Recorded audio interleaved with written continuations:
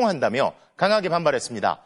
겉으론 대법원이 전담재판부를 만들겠다는 제목으로 뭔가를 내놓은 것 같지만 실제 내용을 살펴보면 재판부 구성이나 영장 전담법관 추천 등에 개선된 점이 없다며 다음 주에 그대로 법안을 처리하겠다는 건데요.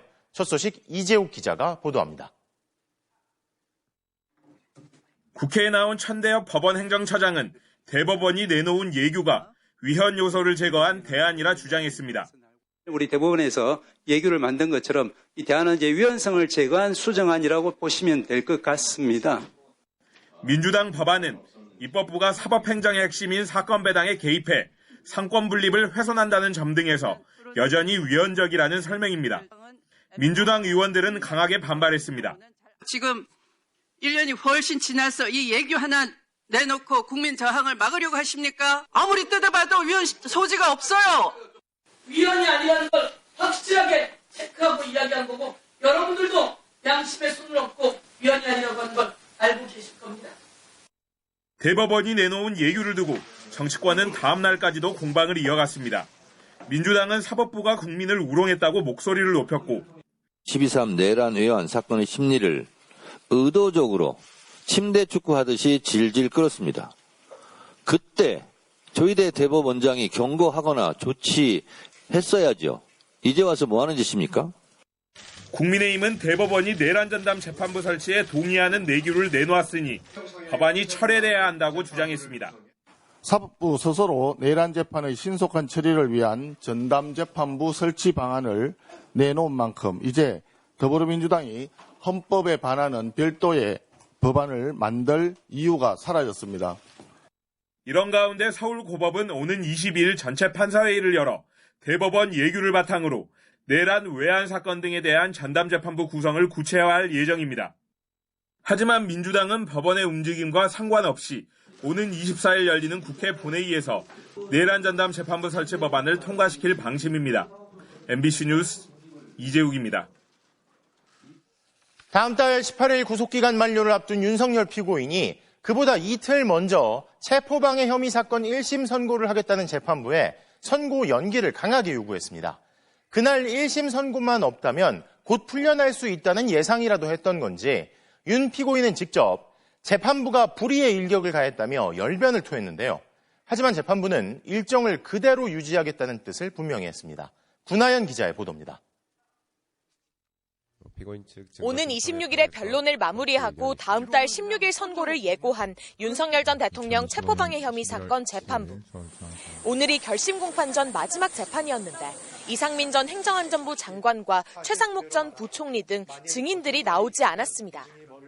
하지만 재판부는 일정을 추가로 잡지 않고 결심 공판이 잡혀있는 26일 오전에 증인신문도 다시 해보겠다고 했습니다. 26일 오전에 다시 소환해서 신문하고 오후에 그 이후 절차 진행하는 것으로 그렇게 가능할 것으로 보는데 어떠신가요? 선고를 늦출 기미가 보이지 않자 윤 전 대통령 측은 방어권이 침해됐다며 선고를 연기해달라고 요구하기 시작했습니다. 판결 선고 기일을 2026년 1월 16일로 지정하셨고 특검이 제출한 증거에 대해 동의한 부분에 대해서는 이를 철회하여 부동의할 기회조차 모두 상실하게 되었습니다. 윤 전 대통령도 4번이나 발언권을 얻어 내란 우두머리 혐의 재판이 먼저 결론이 나야 한다는 논리를 반복했습니다. 그러면서 지금 같은 선고 일정은 불의의 공격이나 마찬가지라고 주장했습니다. 130명 증인 신청한다고 하다가 느닷없이 마지막에 증거 철회를 하면서 여기서 끝냅시다. 이렇게 하는 경우는 이거는 명백한 불이타가 되기 때문에 이에 대해 내란특검 측은 12.3 계엄의 위헌성과 위법성은 이미 헌법재판소 결정에서도 드러나 있다며 윤 전 대통령 측이 의도적으로 재판을 지연시켜왔다고 반박했습니다. 수차례 변호인 사무실 연락을 해서 연락 등사를 안내하고 고지를 하였습니다. 그럼에도 한 달 가까이 지나서 공판 준비기일 1회기일 5일 전에야 연락 등사를 신청하셨는데 재판부는 초기엔 사건을 6개월 안에 종결할 수 있을지 회의적이었지만 특검이 증인을 철회하고 절차에 협조해 종결이 가능해졌다고 설명한 뒤 기존에 밝힌 재판 일정을 유지하겠다는 원칙을 다시 확인했습니다. 일단 다음 기일인 12월 26일에 원래 말씀드렸던 바와 같이 변론을 종결할 예정이기 때문에 이에 따라 12.3 비상계엄과 관련해 윤석열 전 대통령에게 어떤 처벌을 내릴 것인지 그 첫 번째 판단이 약 한 달 뒤면 나올 가능성이 높아졌습니다. MBC 뉴스 문하연입니다. 통일교 금품 수수 의혹이 제기된 전재수 전 해양수산부 장관이 오늘 오전 피의자 신분으로 경찰에 출석했습니다. 경찰청 국가수사본부 연결합니다. 자, 강은 기자, 조사가 아직도 진행 중인 겁니까? 네, 전재수 전 해양수산부 장관이 오늘 오전 10시쯤 이곳 경찰청에 출석했으니 10시간 정도 조사가 이어지고 있는 셈입니다. 전 장관은 2018년 통일교 측으로부터 현금 2천만 원과 1,000만 원 상당의 고가시계 한 점을 받았다는 혐의를 받습니다. 전 장관은 조사실로 향하기 전 취재진에게 불법적 금품 수수는 전혀 없었다며 다시 한번 혐의를 강하게 부인했는데요. 직접 들어보시겠습니다. 부산에서 3번 떨어지고 4번째 만에 당선이 됐습니다. 그런 제가 현금 2천만 원과 시계 한 점으로 고단한 인내 시간을 맞바꿨다. 이게 말이 되겠습니까? 경찰은 오늘 전 장관을 상대로 실제 금품 전달이 있었는지는 물론 2019년 통일교가 전 장관의 책 500권을 1,000만 원을 들여 구입한 경위 등에 대해서도 집중 추궁한 걸로 전해졌습니다. 경찰이 전 장관을 부른 건 전담 수사팀 출범 9일 만입니다. 정치자금법 위반의 공소시효가 7년인 만큼 올해 안에 시효가 만료될 수 있다는 점을 고려해 속도를 내는 걸로 풀이됩니다. 자, 그리고 결국 실제 뭔가를 받은 게 입장이 되려면 전 장관이 누구에게 언제 어디서 어떤 방식으로 금품을 받았는지 이걸 규명하는 게 수사의 관건이겠죠. 네, 그렇습니다. 경찰은 대대적인 압수수색에도 불구하고 시계는 확보하지 못했습니다. 전 장관이 강하게 부인하는 상황에서 경찰이 결정적 증거를 제시할 수 있는지가 결국 수사의 분수령이 될 수밖에 없는데요. 경찰은 천정궁에서 확보한 이른바 명품 구매 기록 등을 분석해 전달 여부를 역추적해 나갈 걸로 보입니다. 다만 이 과정에 시간이 걸릴 수 있다는 우려도 나오고 있습니다. 여기에 수사의 발단이었던 윤영호 통일교 전 본부장이 최근 앞선 특검 진술을 번복하는 듯한 말을 하고 있는 것도 경찰 입장에선 악재입니다. 경찰은 전 장관 수사를 일단락한 뒤에야 임종성, 김교환 전 의원 등으로 수사를 이어갈 걸로 보입니다. 지금까지 경찰청 국가수사본부에서 전해드렸습니다. 경찰이 통일교의 금품 살포 의혹 조사에 속도를 내고 있는 가운데 통일교 특검이 필요하다고 응답한 답변이 60%가 넘는 여론조사 결과가 나왔습니다. 이런 가운데 국민의힘과 개혁신당이 통일교 특검을 도입하자며 뜻을 모았는데요. 장슬기 기자입니다. 한국갤럽 자체 조사에 따르면 우리 국민의 62%는 통일교 특검 도입이 필요하다고 생각하는 것으로 나타났습니다. 도입이 필요 없다는 의견은 단 22%로 도입해야 한다는 의견이 3배 가까이 높았습니다. 이념 성향에 관계없이 60% 이상이 필요하다고 답했고 국민의힘 지지층보다 민주당 지지층에서 특검 도입 의견이 더 높았습니다. 또 이재명 대통령의 국정수행을 긍정적으로 보든 부정적으로 보든 찬성 여론이 우세했습니다. 이런 가운데 국민의힘과 개혁신당은 통일교 특검을 도입해야 한다며 민주당을 압박하고 나섰습니다. 양당은 추가 협상을 거쳐 다음 주쯤 특검법을 발의하기로 했는데 아직 특검 추천권과 수사 범위에 대해선 이견이 있는 것으로 알려졌습니다. 대체적으로는 어느 정도 의견 일치를 본 상황이고요. 특검 추천권을 어떻게 정리할 것인지라고 하는 부분에서 조금 더 아마 논의가 있어야 되지 않을까. 개혁신당 천하람 원내대표는 통일교 특검이 진영 문제로 호도돼서는 안 된다며 주말 사이 국민의힘과의 오찬 회동을 할 예정이라고 밝혔습니다. 합의에 이르러 특검법을 발의한다고 해도 민주당이 통일교 특검을 수용하기는 어렵다는 입장이라 결국 본회의 문턱을 넘기는 어려워 보입니다. 전언과 설, 주장 이런 것들에 의한 보도가 이루어지고 있는데 야당이 정치적 의도를 가지고 특검을 요구한다고 해서 금방 새로운 것에 대한 특검을 논의할 수는 없습니다. 다만 경찰 조사 중인 전재수 의원의 혐의가 구체적으로 확인되거나 또 다른 민주당 인사의 통일교 금품 수수 의혹이 추가되면 특검 수용 압박은 점차 거세질 걸로 보입니다. MBC 뉴스 장슬기입니다. 건진법사 전성배 씨 집에서 발견된 관봉권의 띠지가 검찰 수사 과정에서 사라진 사건과 관련해 상설특검팀이 한국은행 본부를 수색했습니다. 한국은행이 발권하는 관봉권 묶음에 담긴 정보를 확인하기 위해서인데 특검은 자료 검토를 마친 뒤 당시 검찰 수사팀 관계자들을 조사할 계획입니다. 구승은 기자가 보도합니다. 건진 법사 전성배 씨의 집에서 압수한 관봉권의 띠지가 사라진 사건을 수사하는 관봉권 쿠팡 특검이 오늘 한국은행 발권국을 찾았습니다. 수색 검증영장을 집행해 관봉권의 제조와 분류 및 보관, 지급 절차를 확인하기 위해서입니다. 정확한 띠지하고 스티커에서 어떤 정확한 정보를 담고 있는지가 수사의 단초가 되니까요. 지난해 12월 서울 남부지검이 전 씨의 집에서 찾은 한국은행 관봉권은 모두 5천만 원. 5만 원권이 100장씩 띠지에 묶여 비닐로 포장돼 있었고 한국은행 기기번호와 담당자, 책임자, 바코드가 담긴 스티커가 붙어 있었습니다. 띠지에 적힌 날짜는 2022년 5월 13일 윤석열 전 대통령 취임 사흘 뒤였습니다. 그런데 나중에 압수품을 확인해봤더니 이 띠지가 모두 사라져 있었습니다. 수사팀에서는 띠지를 훼손하지 말라는 취지로 전달을 했고 압수물 담당은 그게 이제 현금 액수만 중요하지 띠지가 중요한 것은 인식을 못했다고 들었습니다. 수사팀에서 얘기를 했다고 3번이나 얘기를 했다고 적혀 있었는데 저희는 그런 말을 들은 바가 없었습니다. 뒤늦게 감찰과 수사에 착수한 대검은 현금을 세는 과정에서 실수로 잃어버린 것이라고 결론 내렸습니다. 특검이 밝혀야 할 첫 번째 의혹은 서울 남부지검에서 조직적으로 띠지를 없애려 했는지입니다. 관봉 형태로 밀봉해 시중은행에 공급된 돈이었던 만큼 띠지 실물을 통해 전 씨에게 돈을 건넨 누군가를 파악할 수 있는지도 확인해야 할 의혹입니다. 한국은행은 띠지가 있다고 어느 금융기관으로 지급된 현찰인지 알 수 있는 건 아니라고 설명한 바 있습니다. 한국은행 관봉권 띠지를 가지고 이게 그 다음에 어떤 은행에 가서 어떻게 유통되었는지를 알 방법이 있습니까? 띠지에는 그 정보는 없습니다. 특검은 조만간 당시 남부지검 수사팀 관계자들도 조사할 계획이라고 밝혔습니다. MBC 뉴스 구승우입니다. 열심히 일한 기록이 남지 않게 하라는 김범석 쿠팡 창업주의 지시와 대외비 산재 대응 문건.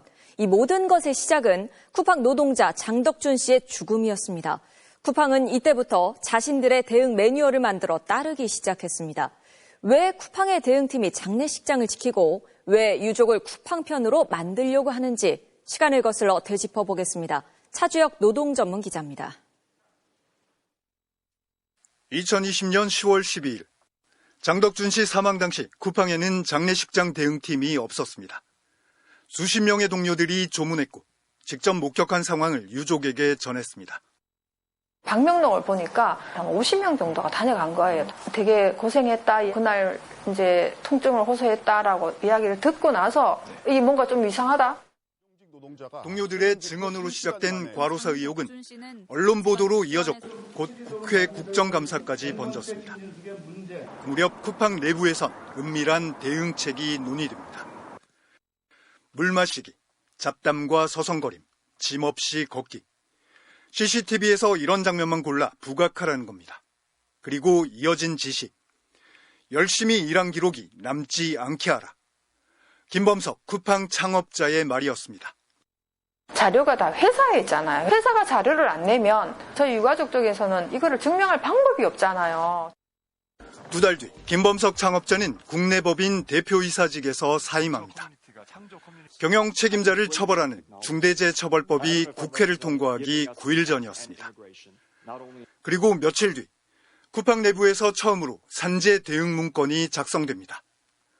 사망사고가 나면 유족은 누가 만나고 언론과 국회에는 어떻게 대응할지 사고 이후를 관리하는 절차를 단계별로 정리한 문건입니다. 그 뒤로 쿠팡 장례식장의 풍경은 완전히 달라졌습니다. 돌아가셨다는 소식을 듣고 이제 저희가 장례식장을 일부러 갔어요. 쿠팡 직원들이 딱 나와가지고 그 앞에 입구에서 딱 붙어 막고 있더라고요. 아, 이게 뭔가가 좀 달라졌구나라고. 중대재해처벌법이 논의되던 시기 발생한 고 장덕준 씨의 죽음. 그 직후 쿠팡에선 창업자의 은폐 지시 정황이 드러났고 얼마 지나지 않아 산재 대응 매뉴얼이 대외비로 만들어졌습니다. 그 이후 쿠팡 풀필먼트 서비스에서 과로나 질병으로 산재 승인된 사례는 단 한 건도 확인되지 않고 있습니다. MBC 뉴스 차주혁입니다. 쿠팡이 퇴직 공직자를 전방위로 영입하고 있다는 건 공공연한 비밀인데요. 국회를 떠난 공직자들도 다르지 않았습니다. 국회 공직자들이 퇴직 후에 가는 민간 기업을 살펴봤더니 이들이 가장 많이 향한 곳은 쿠팡이었습니다. 김지인 기자입니다. 최근 6년 동안 취업 심사를 통과한 뒤 민간 기업에 다시 들어간 국회 퇴직 공직자는 모두 239명.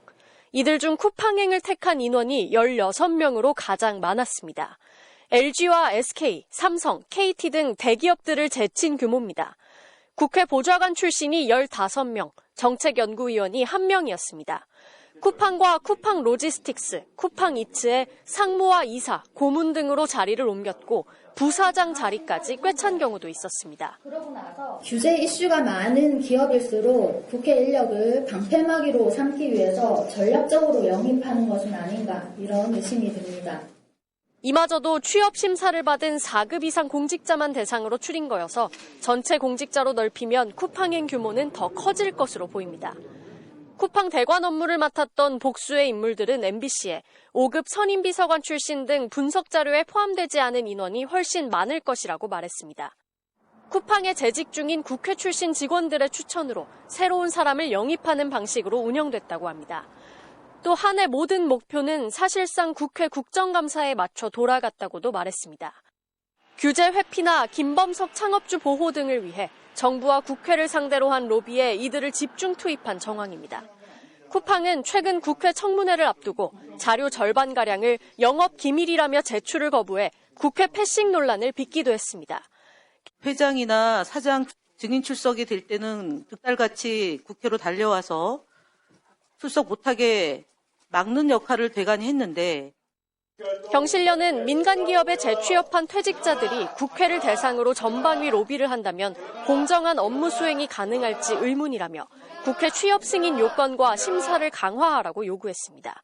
MBC 뉴스 김지인입니다. 이재명 대통령이 대전 충남 통합을 공식화하자 행정안전부가 내년 7월 1일 통합시 출범을 목표로 관련 협의를 진행하겠다고 밝혔습니다. 내년 지방선거부터 통합시로 선거를 치르겠다는 건데요. 통합에 큰 이견이 없는 여야는 벌써부터 신경전에 들어갔습니다. 이문현 기자입니다. 행정안전부와 대전광역시 그리고 충남도청이 통합시 출범을 위한 첫 영상회의를 열었습니다. 그간 준비 상황과 추진 일정을 논의한 건데 우선 정부는 통합시 출범 시기를 내년 7월 1일 목표로 잡았습니다. 민선 9기 지방자치단체장 취임에 맞춘 건데 내년 지방선거부터 통합시장 선거를 하겠다는 겁니다. 더불어민주당도 특별위원회를 구성했습니다. 내년 6월 지방선거에서 충남, 대전 특별시장을 선출할 수 있도록 신속하게 대전, 충남 통합을 추진하고 대전과 충남이 통합하면 인구 350만 명이 넘는 특별시가 탄생하는데 경기도와 서울에 이어 세 번째로 큰 광역지자체가 됩니다. 통합된 특별시의 첫 시장에 관심이 쏠릴 수밖에 없는데 당장 대전과 충남의 자치단체장이 속한 국민의힘은 민주당 견제에 들어갔습니다. 언론에서는 강훈식 비서실장의 지방선거 출마를 염두에 둔 것 아니냐는 관측이 나오고 있습니다. 선거를 위한 정치적 수단이 되어서는 안 됩니다. 통합시 출범은 동의하지만 내년 지방선거를 전제로 졸속 추진해서는 안 된다는 겁니다. 관련법을 놓고 주도권 싸움도 시작됐습니다. 이미 올해 10월 국민의힘이 먼저 대전 충남특별시 특별법을 발의해 놓은 상황인데 민주당은 어느 것 하나 제대로 실행하기 쉽지 않은 종합선물세트 법안이라며 내년 1월까지 새 특별법을 만들겠다고 예고했습니다. 하지만 국민의힘은 기존에 만든 특별법을 여야가 논의해 수정 보완할 수는 있지만 새 특별법에 찬성할 수는 없다는 입장입니다. MBC 뉴스 이문현입니다. 어제 내란 관련 혐의 등으로 재판을 받고 있는 정치인들에게 경주시와 시의회가 명예시민증을 수여했다는 소식 전해드렸는데요. 이에 대한 항의 과정에서 누군가 내란이 아니라 계란이라며 항의하는 단체들을 조롱했는데 알고 보니 경주시 고위공무원인 농축산해양국장의 발언이었던 것으로 드러났습니다. 박성화 기자의 단독 보도입니다. 경주시가 에이펙 개최의 공로를 인정해 명예시민증을 주겠다고 밝힌 92명. 그런데 이 중엔 12.3 내란 관련 혐의로 기소된 정진석 전 대통령실 비서실장, 김성훈 전 경호처 차장, 추경호 전 국민의힘 원내대표 등이 포함돼 있었습니다. 경주시의회는 21명 중 19명이 국민의힘 소속, 민주당과 무소속 의원이 반대했지만 동의안은 통과됐습니다. 부끄럽습니다. 네? 역사의 오점이에요. 그런데 항의 과정에서 회의실 문 뒤에서 누군가 큰 목소리로 이런 말을 했습니다. 계란이 저런 내란 아니고 계란이라뇨. 무엇인가로 막말하십니까? 처음엔 시의원인 줄 알았지만 확인 결과 경주시 4급 농축산해양국장이었습니다. 국가공무원법은 헌법 준수와 정치적 중립 의무가 있는데 그것도 시의회라는 공적인 공간에서 내란을 희화화하는 듯한 발언을 한 겁니다. 내란에 대한 걸 희화화해갖고 그렇게 시민들이 항의하러 왔는 걸 갖다가 그걸 그렇게 할 일입니까? 공무원들은 정신 차려야 됩니다. 공무원으로 부적절한 발언은 아닌지 찾아가 물었습니다. 해당 국장은 그냥 옆에서 계란을 얘기하길래 계란만 말했을 뿐이라고 말합니다. 사람도 그래서 다돼요. 계란이다. 그때 그럼 계란이 먹고 싶어. 계란인가 않겠지 내가. 아니 내란이 아니다. 계란이다. 계란 이러셨는데. 아니에요. 발언을 다시 들어보겠습니다. 공무원뿐 아닙니다. 어제 항의하는 방청석을 향해서도 욕설과 반말이 터져나왔습니다. 안 부끄러워요? 당신이 부끄러워. 당신이 정말 부끄러워.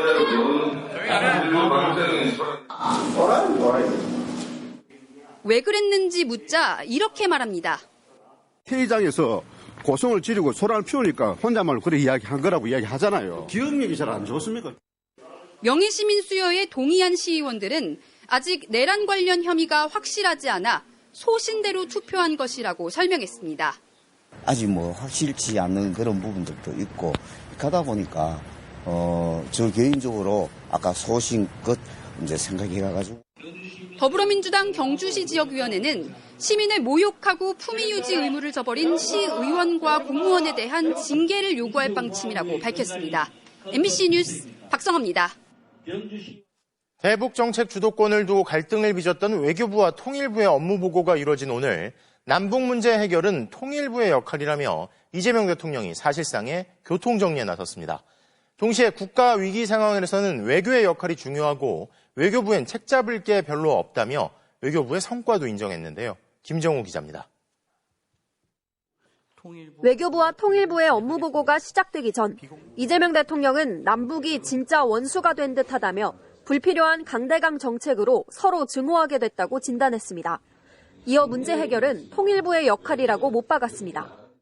남북 간의 적대가 완화될 수 있도록 신뢰가 조금이라도 싹 틀 수 있도록 최선의 노력을 다해야 되지 않을까 싶고 그 역할은 역시 이제 통일부가 해야 될 역할이라고. 외교부 중심의 한미 대북정책 공조회의에 통일부가 불참하는 등 대북정책 주도권을 두고 갈등이 부각되자 이 대통령이 직접 교통정리에 나선 셈입니다. 동시에 외교부를 향해 경제 영토를 확장하는 데 큰 역할을 한다. 책 잡을 게 별로 없다며 추켜 세웠습니다. 특정 부처에 힘을 실어줬다는 인상을 피하기 위해 번갈아 칭찬을 건넨 걸로 풀이되는데 이 대통령은 각 부처 간 업무 협의와 이견 조율 등을 위해 정기적인 안보관계 장관회의도 추진하라고 지시했습니다. 이어진 업무 보고에서는 북한 매체인 노동신문에 대한 접근 권한을 확대하겠다는 통일부를 향해 개방 필요성을 강조했습니다. 이걸 왜 막아놓습니까? 국민을 주체적 존재로 취급하는 게 아니라 혹시 선전선동에 넘어갈 그런 존재로 취급하는 거 아닌가요? 비전향 장기수 송환 문제도 꺼내들었는데 중국을 경유해 북한으로 들어가는 방안을 언급하며 북한이 받아줄지 여부는 본인이 감수해야 한다고 말했습니다. 북한과 협의해서 판문점에서 넘겨주면 제일 좋긴 한데 반응이 없으니까 그렇게라도 해서 보내드리는 게 좋을 것 같아요. 재외동포청을 향해서는 소재 국가에 따른 동포차별이 없도록 챙겨보라고 지시하는 동시에 재외국민 참정권 확대 방안을 주문하면서 국민 권리 향상에 대한 의지도 드러냈습니다. MBC 뉴스 김정우입니다. 이재명 대통령의 중국 방문이 임박했다는 신호들이 잇따라 나타나고 있습니다. 내년 1월에는 일본 방문도 예상되는데 동북아 정세가 심상치 않고 중국과 일본 사이의 갈등까지 깊어진 상황에서 중일과의 연쇄 정상회담 가능성이 주목을 받고 있습니다. 정상빈 기자입니다. 지난 10월 11년 만에 한국을 국빈 방문해 정상회담을 진행한 시진핑 중국 국가주석. 이재명 대통령은 한중 관계를 재설정하고 발전시키는 좋은 계기였다며 조만간 중국을 방문하고 싶다는 뜻을 나타냈습니다.